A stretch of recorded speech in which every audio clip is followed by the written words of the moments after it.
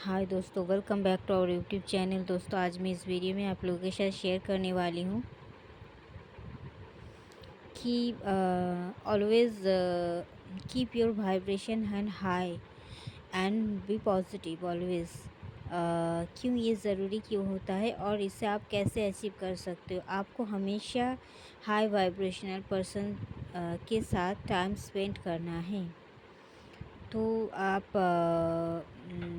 ये क्या होता है, ये एक स्थिति होता है जो कि हाई वाइब्रेशन पर्सन्स कौन होता है। Who is the high vibrational person जो कि हमेशा अपने लाइफ में हैप्पी रहते हैं एंड किसी से जिनको शिकायत नहीं होता है, जो हमेशा चिल्लाते चीखते नहीं हैं, हमेशा शांत रहते हैं और अपनी लाइफ में व्यस्त रहते हैं और हमेशा खुश मिजाज के होते हैं और खुद भी खुश रहते हैं और दूसरों को भी खुश रहने में मदद करते हैं। एंड आप हमेशा उनसे मोटिवेशन ही पाओगे, डीमोटिवेटेड वो आपको कभी भी नहीं करेंगे।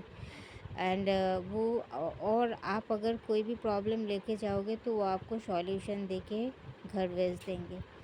तो that is called a high vibrational person. And you should have surrounded by these high vibrational persons because they can change your whole life. And if you always stay with negative people, then they can destroy your life in a very easily. And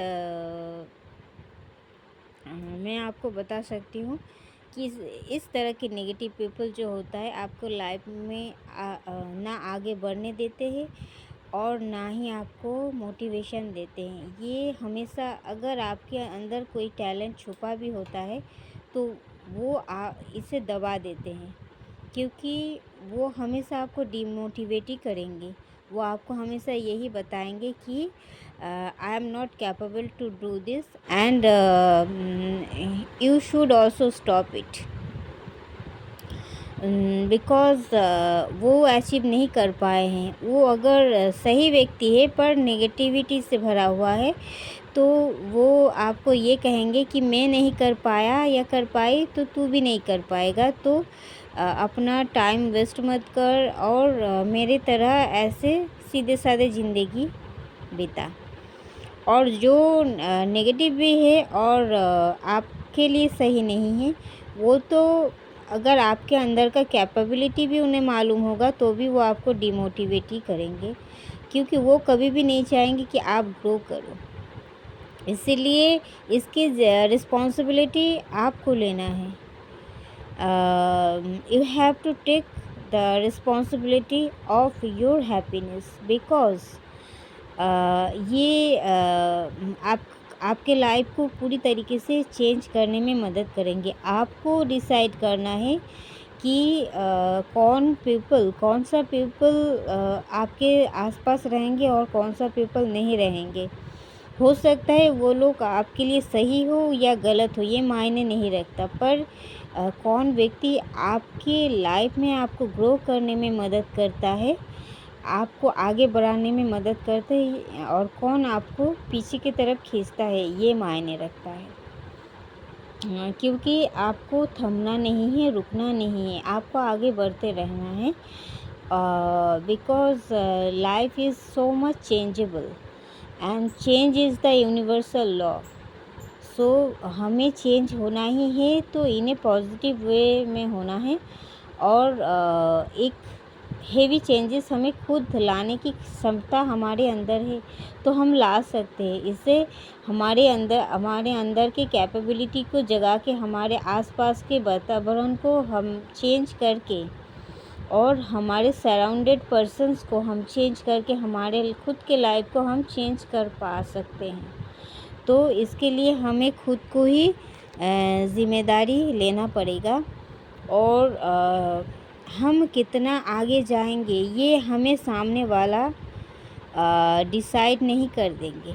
सामने वाला हमें इसे निर्धारित नहीं करेंगे। सामने वाला उनके लिमिटेड थॉट से कभी भी ये नहीं डिसाइड कर सकते हैं, इम्पॉसिबल है कि हम कितना दूर आगे बढ़ सकते हैं, क्योंकि वो खुद का कैपेबिलिटी खुद नहीं पहचानते तो वो आपका कैपेबिलिटी क्या पहचानेंगे। ये आपको दिमाग में रखना है। आप अगर खुद की क्षमता को किसी से पूछते हो, वो कहते हैं कि yes you are capable, then you accept it. And अगर वो करते हैं यू आर कहते हैं सो मच बेवकूफ़, तो आप इसे मान लिया और आप एक्सेप्ट कर लिया, तो आप बेवकूफ़ बन के ही रहोगे, क्योंकि आपको 100 में से 98% लोग आपको बेवकूफ़ ही कहेंगे, क्योंकि वो खुद है, वो खुद ऐसा काम कभी भी नहीं किया है कि उसको देख के सामने वाला मोटिवेटेड हो सके।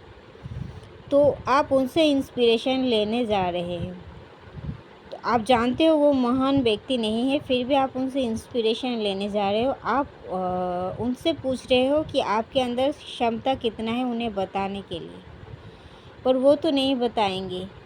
अगर वो अच्छे व्यक्ति है फिर भी नहीं, बुरे व्यक्ति है फिर भी नहीं, ये इसका रिस्पॉन्सिबिलिटी आपको खुद लेना पड़ेगा। आपको खुद को पहचानना है कि आप खुद कौन हैं।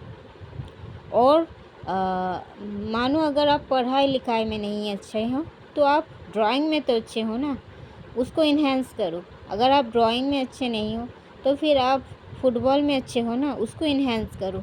कोई ना कोई फील्ड में ज़रूर से आपका कैपेबिलिटी है, उसको इन्हेंस करो, उसको ज़्यादा लेके आप चर्चा में रहो और उसी से कुछ बड़ा करने की सोच रखो। खुद की क्षमता को छोटा मत आंको, खुद की क्षमता को किसी से तुलना मत करो, खुद की क्षमता को सामने वालों से पूछने मत जाओ, क्योंकि वो तुम्हें फिर अपने घर ही बैठा देंगे। ठीक है दोस्तों, तो मैं यही कहना चाहती हूँ कि आप अगर इस तरह से माइंडसेट रखोगे कि I am the best and I have the capability to achieve everything and I can do this, whatever I want to do, then nobody can stop you.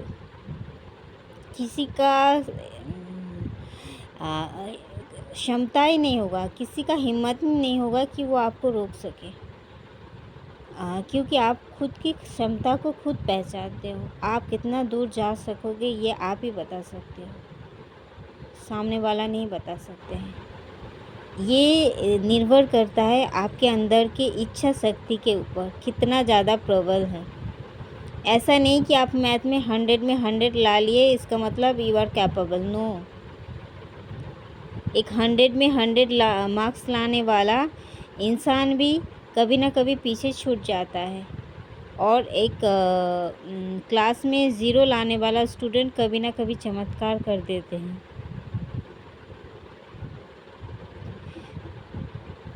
तो आपको ये समझना पड़ेगा।